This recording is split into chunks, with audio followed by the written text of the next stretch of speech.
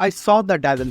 कहानी की शुरुआत में हमें दिखाया जाता है कि एक स्कूल वैन सुनसान रास्ते पर कहीं जा रही है और तभी हमें एक कार दिखती है जो रोड के किनारे खड़ी है और उसमें एक लड़की है जिसका नाम जू है। स्कूल वैन कार से कुछ आगे जाकर खड़ी हो जाती है और उसमें से एक आदमी निकलता है जिसका नाम जैंग है। लड़की अपने हस्बैंड से बात कर रही होती है। आदमी कार के पास जाता है, वो बोलता है क्या हुआ।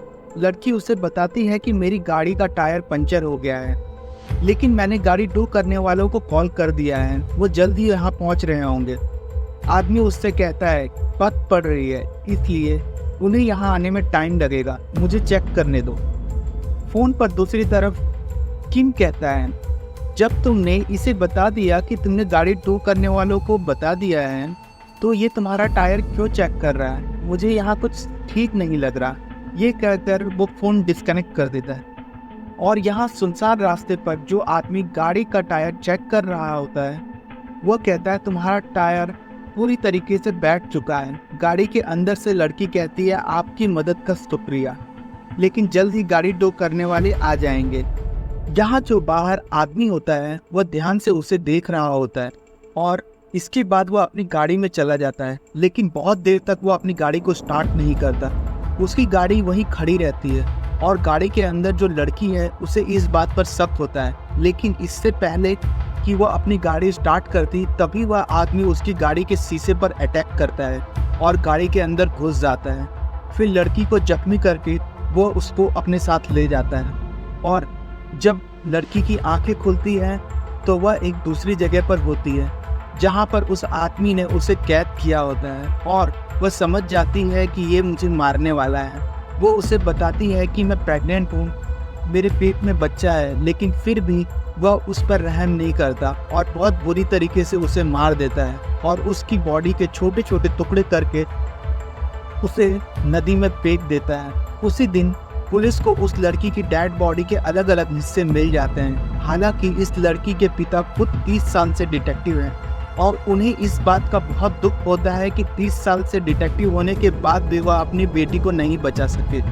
और हीरो के आगे बोलते हैं कि मुझे माफ़ कर दो, क्योंकि हीरो उनकी बेटी से बहुत प्यार करता है और वो उनकी बेटी की मौत से बुरी तरीके से टूट चुका है।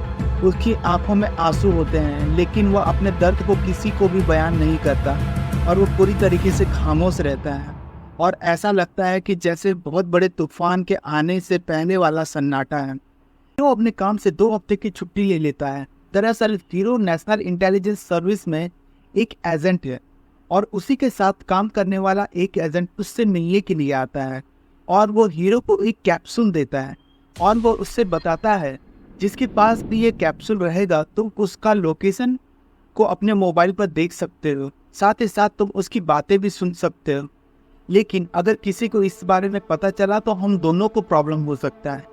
हीरो कहता है तुम चिंता मत करो, कोई प्रॉब्लम नहीं होगा और इसके बाद हीरो वहाँ से निकल जाता है और फिर हीरो जाकर वाइफ के पापा से मिलता है जो एक डिटेक्टिव है। वो बताते हैं कि इस तरह के केसेस में पहले भी 4 लोगों को गिरफ्तार किया जा चुका है और वो उन चारों की फोटो और डिटेल्स हीरो को देते हैं। वो डिटेल्स लेके हीरो वहाँ से चला जाता है और वो एक एक करके 2 लोगों को बुरी तरीके से टॉर्चर करता है, लेकिन उसे पता चलता है कि इन दोनों में से कोई भी असली कातिल नहीं है। फिर वो तीसरे सस्पेक्ट के घर जाता है। वहाँ जाकर हीरो को पता चलता है कि उसने अपने घर को और अपने बच्चों को बहुत पहले छोड़ दिया है और उसके पेरेंट्स को उसके बारे में कुछ भी पता नहीं है। और जब हीरो वहाँ से जा रहा होता है तभी वह सस्पेक्ट के बेटे को देखता है और उससे उसका पापा का एड्रेस के बारे में पूछता है। उसका बेटा हीरो को एड्रेस बता देता है। फिर हीरो उस जगह पहुँच जाता है जहाँ पर वो सस्पेक्ट रहता है और जब वो उसके घर की तलाशी लेता है तो वहाँ उसे बहुत सारी लड़कियों का सामान भी मिलता है और इसके बाद हीरो को नाली में से गिरी एक अंगूठी भी मिलती है और ये अंगूठी होती है जो हीरो ने अपनी वाइफ को दी थी।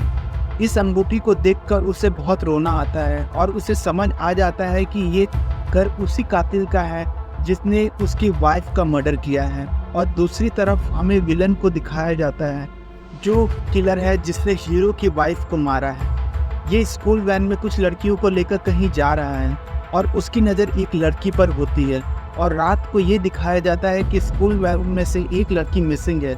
इस लड़की को साइको अपने साथ लेकर जाता है और जब वो उसको सेक्सुअली असॉल्ट कर रहा होता है तभी पीछे से आवाज़ आती है।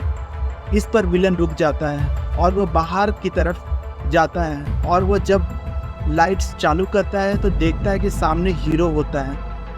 फिर वो हीरो से पूछता है, क्या तुम अकेले हो? इस बात पर हीरो कोई जवाब नहीं देता। फिर विलन बोलता है, शायद तुम पुलिस वाले हो। मुझे हैरानी होती है कि कोरियन पुलिस ने मुझे इतनी जल्दी कैसे ढूंढ लिया, लेकिन तुम्हें इस बात का एहसास नहीं कि मैं कौन हूँ। और इसके बाद विलन हीरो की तरफ भागना शुरू करता है।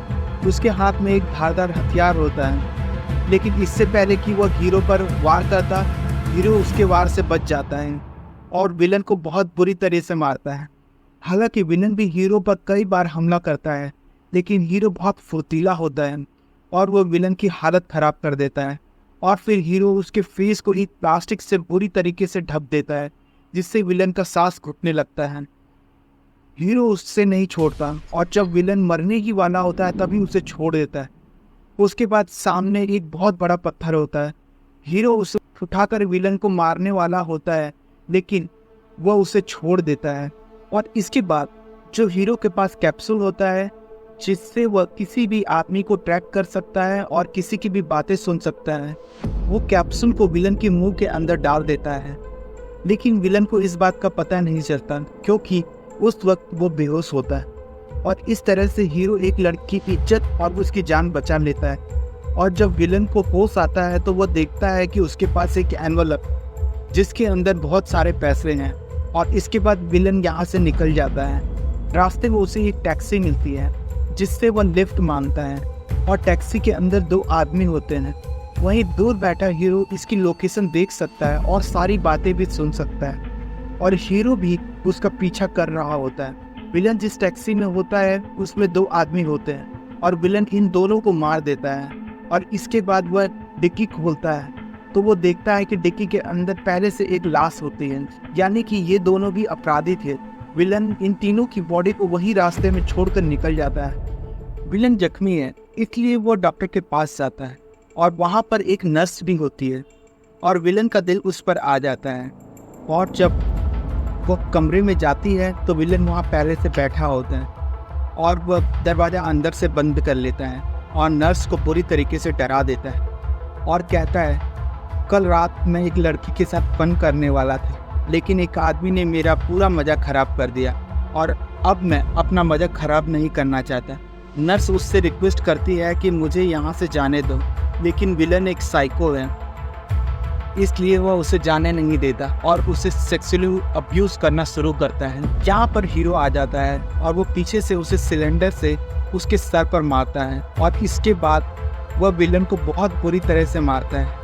और जब विलन लगभग अधमरा हो जाता है तो नर्स वहाँ से जाने की कोशिश करती है। तब हीरो उसे रोक के कहता है, तुम्हें अभी इसकी पट्टियाँ करनी है। और विलन के कान में कहता है, ये तो अभी शुरुआत है, ये इतनी जल्दी खत्म होने वाला नहीं है। फिर उसकी एड़ी को इतनी बुरी तरह से जख्मी करता है कि उसकी रूह तक कांप जाती है और वह बहुत बुरी तरह से चिल्लाता है। फिर दिखाया जाता है कि विलन एक गाड़ी से घिसटता हुआ उतरता है। उसका पैर पूरी तरह से जख्मी है और वह अच्छे से चल नहीं सकता, उसका हाथ टूटा हुआ है और उसे कुछ नहीं पता कि हीरो उसके साथ ऐसा क्यों कर रहा है। और साथ ही ये कंफ्यूज भी है कि उसे हर बार उसका लोकेशन कैसे पता चल जाता है। उसे शक होता है कि उसके पास कोई ट्रांसमीटर है। वो अपने जूता चेक करता है, पूरी गाड़ी को चेक करता है, लेकिन उसे कुछ भी नहीं मिलता।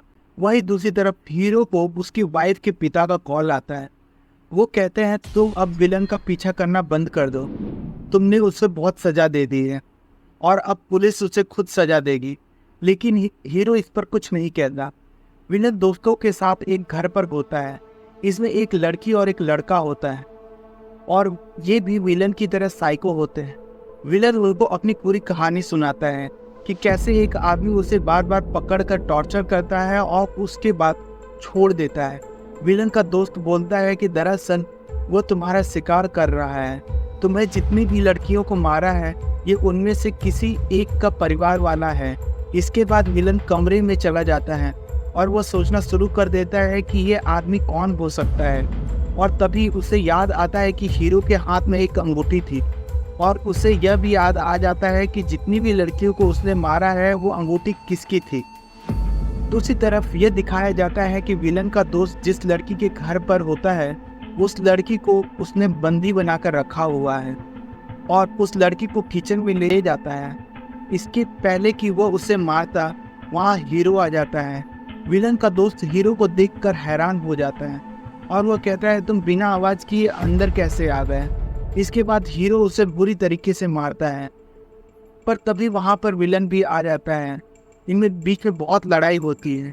हीरो विलन के दोस्त को उसके साथी लड़की को इतनी बुरी तरीके से मारता है कि दोनों को लगभग अपंग कर देता है ताकि भविष्य में वह किसी को भी ना मार सके। और विलन को भी वो बहुत बुरी तरीके से पीटता है। और अगली सुबह ये दिखाया जाता है कि इस घर में पुलिस आई है और वो सबको अरेस्ट कर लेती है। यहाँ पर ये सारे जख्मी होते हैं इसलिए उन्हें हॉस्पिटल ले जाया जाता है। हीरो को भी चोट लगी होती है, उसकी पट्टियाँ होती है और यहाँ पे हीरो का वही दोस्त मिलने आता है जिसने उसे कैप्सूल दिया था। वह कहता है तुम इस आदमी को पुलिस के हवाले क्यों नहीं कर देते। हीरो बोलता है अभी नहीं, अब तक इसने जो किया है उसका इससे पूरा बदला मैं ना ले लूँ तब तक इसे नहीं छोड़ूंगा। दोस्त बोलता है जो मैंने कैप्सूल दिया था वो काम तो कर रहा है ना, जब तक उसे लूज मोशन नहीं हो जाता तब तक वह उसी के अंदर रहेगा। हीरो उसे चुप रहने के लिए कहता है क्योंकि यही बगल में विलन भी होता है। हीरो विलन के पास जाता है और पर्दा हटाकर देखता है कि वो बेहोश है, लेकिन विलन सिर्फ बेहोश होने का नाटक कर रहा होता है। उसने सब कुछ सुन लिया होता है और उसे समझ में आ जाता है कि उसकी बॉडी में कहीं ना कहीं ट्रांसमीटर है। और हीरो एक बार फिर से विलन को एक सुनसान जगह पर छोड़ देता है ताकि फिर वह कुछ करने की कोशिश करे और वो विलन को फिर दोबारा सबक सिखा। विलन हीरो को बोलता है मैं जानता हूँ कि तुम मुझे सुन सकते हो, मैंने अपनी पूरी ज़िंदगी में ऐसा खेल कभी नहीं खेला और अब बहुत मज़ा आएगा।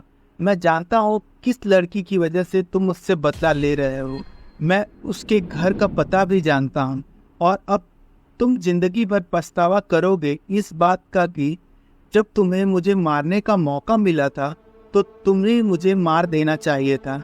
और एक बात बताना तो मैं भूल ही गया, तुम्हारी वाइफ को मार रहा था तब उसने मुझे बताया था कि वो प्रेग्नेंट है, शायद तुम्हें ये बात पता नहीं होगी। उसके बाद विलन केमिस्ट की दुकान में जाता है जहाँ पर वह लूज मोशन की दवा ले लेता है और अपने पेट से उस कैप्सूल को निकालकर दूसरे आदमी के पेट में डाल देता है। और जब तक वहाँ पर हीरो पहुँचता है तब तक विलन वहाँ से जा चुका होता है। अब हीरो को कुछ नहीं पता कि विलन कहाँ पर जाएगा, इसलिए वो हॉस्पिटल में उसके दोस्त के पास जाता है जो उसी की तरह साइको होता है और वो उससे पूछता है कि तुम मुझे बताओ कि इस वक्त विलन कहाँ पर होगा।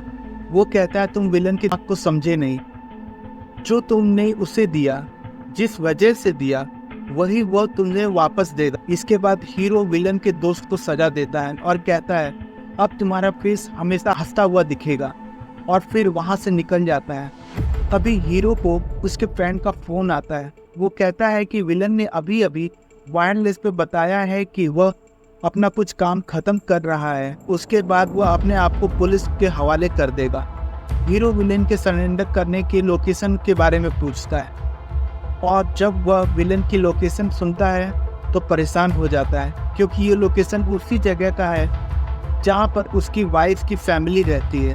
और अब हीरो को पता है कि विलन उसकी वाइफ की फैमिली को मारना चाहता है और अब विलन हीरो की वाइफ के वहाँ पहुँच जाता है और उसके पिता को बहुत बुरी तरह से जख्मी कर देता है और साथ ही साथ उसकी छोटी बेटी को मारकर वहाँ से निकल जाता है। हीरो ये सब देखकर पूरी तरीके से टूट जाता है और उसे कहीं ना कहीं अपनी गलती का एहसास होता है। वही विलन अपने आप को पुलिस के हवाले करने के लिए पुलिस को कॉल कर देता है और उन्हें एक लोकेशन बताता है और फिर विलन सरेंडर की जगह पर पहुंच जाता है जहां पर पुलिस पहले से उसका इंतज़ार कर रही होती है।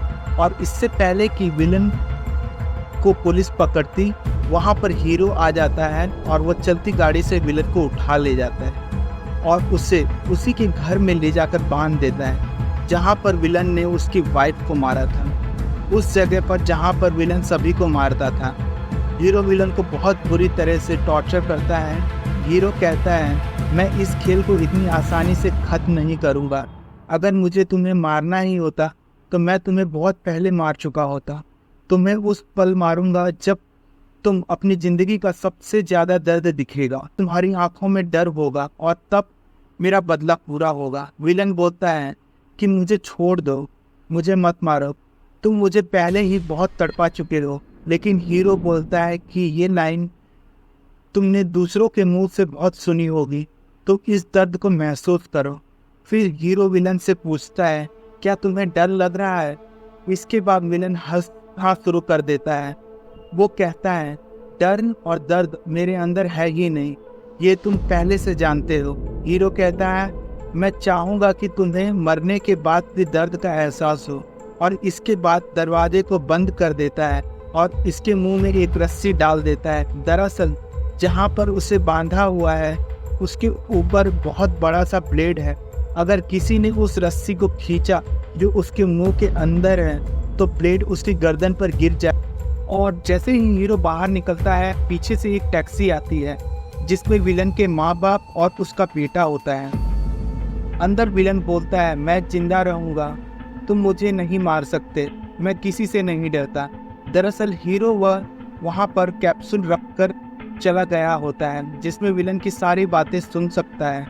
और तभी विलन देखता है कि उसका परिवार बाहर खड़ा है। दरअसल वो विलन को अंदर देख लेते हैं और उसका परिवार विलन को बचाने के लिए अंदर आना चाहता है और विलन उन्हें अंदर आने के लिए मना कर रहा होता है।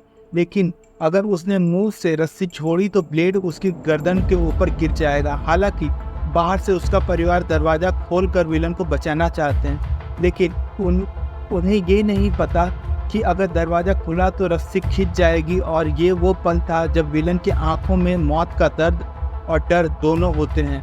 और जैसे ही दरवाज़ा खुलता है, ऊपर से ब्लेड उसकी गर्दन पर गिरता है और इस तरीके से विलन का अंत हो जाता है। हीरो विलन के हर एक दर्द का एहसास कर रहा होता है और विलन के अंत के साथ ही हीरो की आंखों में आंसू आ जाते हैं। उम्मीद है आपको ये कहानी पसंद आई होगी।